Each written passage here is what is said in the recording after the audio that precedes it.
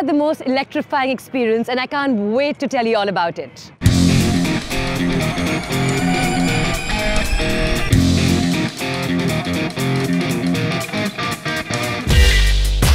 I was in Berlin to attend the Formula E double-header race as a special guest of Mahindra Racing. Formula E is an electric car race. It's one of the newest races in the FIA calendar.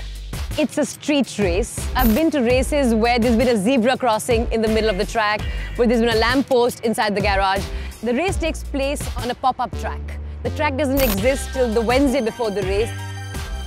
Now, Tempelhof is a historical and cultural hub in Berlin. It has an old airfield because back in the day it was an airport built in the 1920s. It was an airport far ahead of its time, with aircrafts going inside the hangars and parking and passengers being able to disembark irrespective of the weather. In fact, until 2008, this was a functional airport. So I think it's quite magical, the whole venue, the history that comes with it. It's been a very emotional journey. I've been following Mahindra Racing ever since the first season of the Formula E race. They were clearly a team coming from India, didn't have the kind of resources some of the bigger teams had. At the end of the first season, they were at 8th place. But what they've achieved today, the middle of the third season, I think is nothing short of a miracle. You have Dilbagh Gill, who is the team principal, which in other words is the CEO of this team.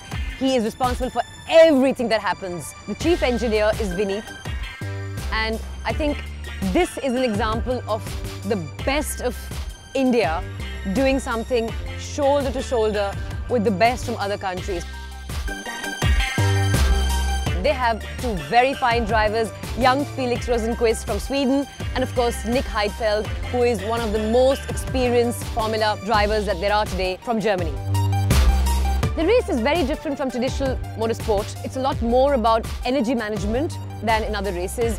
In fact, the energy allowance given to a driver and a team is a little less than what's required to complete the race. So you're expected to regenerate some and then manage your energy as you go around the track trying to set the fastest lap.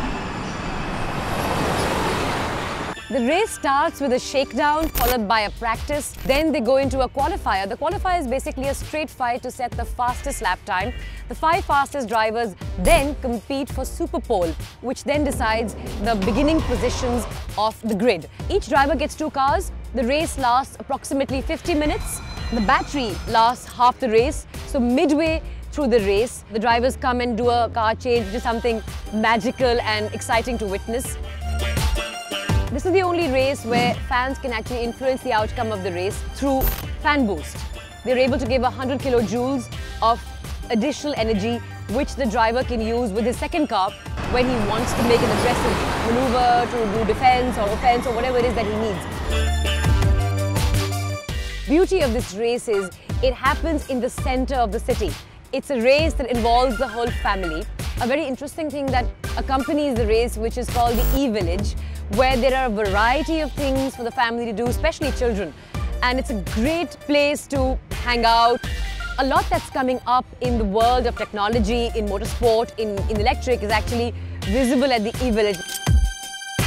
I think the future is clearly electric. Electric cars are surprisingly quick, and they're quicker than internal combustion cars, apples to apples, because there's no lag in power delivery. In addition to that, these cars today are 92% efficient. That means the energy produced from the battery, 92% of it is converted into motion. Whereas an internal combustion engine, even the most efficient kind, 46% efficiency is what internal combustion engines have managed to achieve after billions of dollars and decades of research. Formula E has gotten here in 3 years. With our population, with our access to clean solar energy, with the ambitious plan our government has announced of going fully electric by 2030, Formula E actually has more significance than perhaps in any other country. I feel there are a lot of fans who want to support Formula E, especially when they know there's an Indian team there doing so well. It's been a fantastic weekend.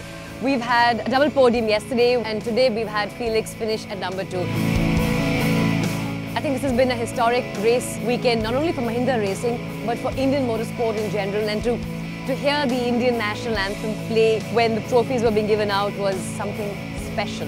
And as their super fan, I couldn't be happier. Follow me and my Berlin Formula E diaries only on Array Outdoors. Have you subscribed yet? No? What are you waiting for? Subscribe now.